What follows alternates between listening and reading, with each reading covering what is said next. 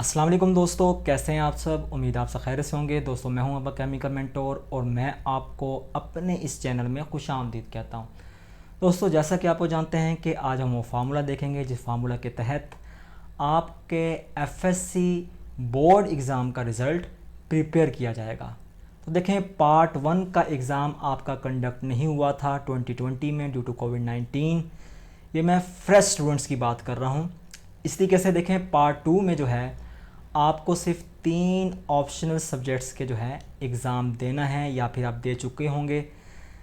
तो यहाँ पर एक बात का जो आपने ख्याल रखना है वो ये है कि आपने अपना सब्जेक्ट कम्बिनेशन ज़रूर देख लेना है। ठीक है, एफएससी प्री इंजीनियरिंग वाले यहाँ पर मैथमेटिक्स लिख सकते हैं, मगर मैथमेटिक्स का जो आपका सब्जेक्टिव का पेपर होता है वो 100 मार्क्स का होता है, उसमें प्रैक्टिकल के मार्क्स इंक्लूडेड नहीं होते। तो यहाँ पर आपने मैथमेटिक्स के केस में प्रैक्टिकल के मार्क्स को इंक्लूड नहीं करना।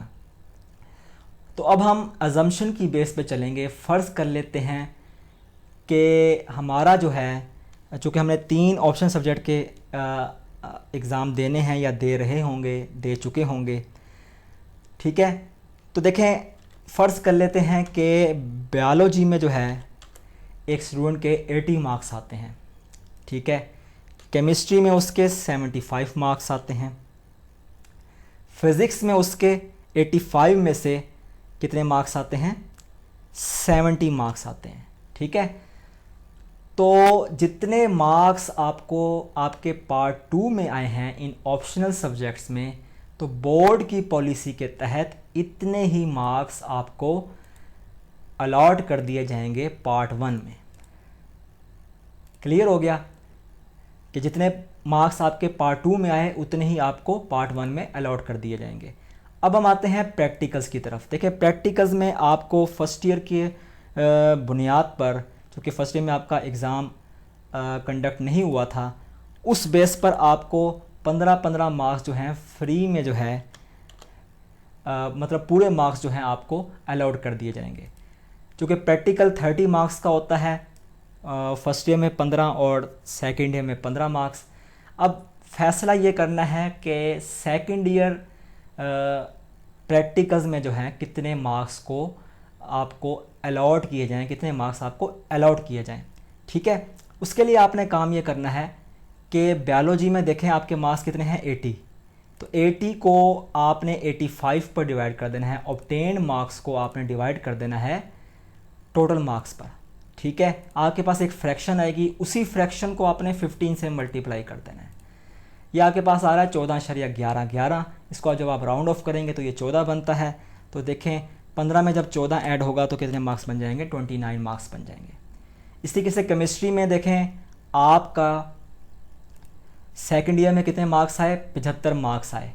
कितने में से, 85 में से। तो आपने क्या काम करना है, ऑब्टेन मार्क्स को टोटल मार्क्स पर डिवाइड कर देना है। ये हमने डिवाइड कर दिया। ठीक है, ये हमारे पास एक फ्रैक्शन आई है, इसी फ्रैक्शन को आपने 15 से मल्टीप्लाई कर देना है। तो जब आप इसको 15 से मल्टीप्लाई करेंगे तो आपके पास 13.23 आ रहा है। इसको जब आप राउंड ऑफ करेंगे तो आपके पास 50 में जब आप 13 ऐड करेंगे तो क्या बन जाएगा, 28। इसका मतलब आपके केमिस्ट्री में प्रैक्टिकल में जो है 30 में से 28 मार्क्स आए। ठीक है, इस तरीके से हम फिज़िक्स को कैलकुलेट करते हैं। देखें, फ़िज़िक्स भी जो है आपने क्या काम करना है, आपके ऑब्टेन मार्क्स 70 हैं, टोटल मार्क्स 85 थे। आपने इसको डिवाइड करना है, एक फ्रैक्शन आपको मिलेगी, उसी फ्रैक्शन को आपने मल्टीप्लाई कर देना है 15 से। ठीक है, जब आप 15 से मल्टीप्लाई करेंगे तो 12.35 आएगा। तो आपने इसको राउंड ऑफ करके 12 कर देना है, और 12 में जब 15 ऐड होगा तो क्या बनेगा, 27। तो आपके आउट ऑफ 30 जो है प्रैक्टिकल के मार्क्स जो हैं कैलकुलेट कर लिए। ठीक है, तो इसमें अब आपने क्या काम करना है, अब पार्ट 1, पार्ट 2 और प्रैक्टिकल के मार्क्स को ऐड करना है। तो हर सब्जेक्ट के ऑप्शनल जो आपके सब्जेक्ट्स हैं, जैसे कि बायोलॉजी है, केमिस्ट्री है, फिज़िक्स है, उन मार्क्स को जो है आपने यहाँ पे लिख देना है। देखें, जब हम इसको ऐड करेंगे तो हमारे पास क्या बनता है, 189। इसी तरीके से केमिस्ट्री को जब हम ऐड करते हैं तो हमारे पास क्या आता है, 178। और इसके अलावा जब हम फिज़िक्स को ऐड करते हैं, जब आप 70 प्लस 70 और 27 को जब आप ऐड करेंगे तो हमारे पास क्या आएगा 167। आपने इन तीनों मार्क्स को जो है कैलकुलेट कर लेना है। ठीक है, जब आप इसको कैलकुलेट करेंगे, जब आपने 80 प्लस 29 किया तो हमारे पास 189 आया। 75 प्लस 28 किया 178 आया। इस तरह 70 प्लस 27 किया तो हमारे पास 167 आया। हमने इन तीनों मार्क्स को अब जो है ऐड करना है। एक हमारे पास है 189, एक हमारे पास है 178, ठीक है, फिर हमारे पास है क्या 167। इन तीनों सब्जेक्ट्स के मार्क्स को हमने कैलकुलेट किया, ये 534 बने, मतलब आउट ऑफ 600। ठीक है, तो आपने 534 को डिवाइड कर देना है 600 पर। आपके पास एक फ्रैक्शन आएगी, हमारे पास फ्रैक्शन आ गई है 0.89। चूँकि उर्दू और इंग्लिश जो है 100 मार्क्स के पेपर होते हैं फर्स्ट ईयर सेकेंड ईयर में, तो आपने 0.89 को जो है 100 से मल्टीप्लाई कर देना है। तो आपके पास 89 आया। इसका मतलब आपके पार्ट 2 में उर्दू के जो है मार्क्स कितने थे 89 थे। इतने ही मार्क्स आप कहाँ लिख देंगे पार्ट 1 में लिख देंगे। चूँकि इंग्लिश भी 89 100 मार्क्स का सब्जेक्ट था, तो इसमें भी आपने 89 और 89 मार्क्स को इंक्लूड कर देना है। ठीक है, अब बात आती है इस्लामियात और पाक स्टडीज़ की। चूँकि आपको पता है कि इस्लामियात और पाक स्टडीज़ कितने मार्क्स का सब्जेक्ट होता है, 50 मार्क्स का सब्जेक्ट होता है। तो आपने फ्रैक्शन कैलकुलेट की थी 534 को आपने डिवाइड कर दिया था किस पे 600 पर। चूँकि आपके जो ऑप्शनल सब्जेक्ट हैं जैसे कि बायोलॉजी, केमिस्ट्री, फिज़िक्स या मैथ, केमिस्ट्री, फिज़िक्स, ये कि टोटल कितने मार्क्स बनते हैं इनके टोटल मार्क्स बनते होते हैं 600। तो आपने इसको 600 पे डिवाइड कर देना है, ये हमारे पास फ्रैक्शन आ जाएगी। इसी फ्रैक्शन को आपने मल्टीप्लाई कर देना है 50 से।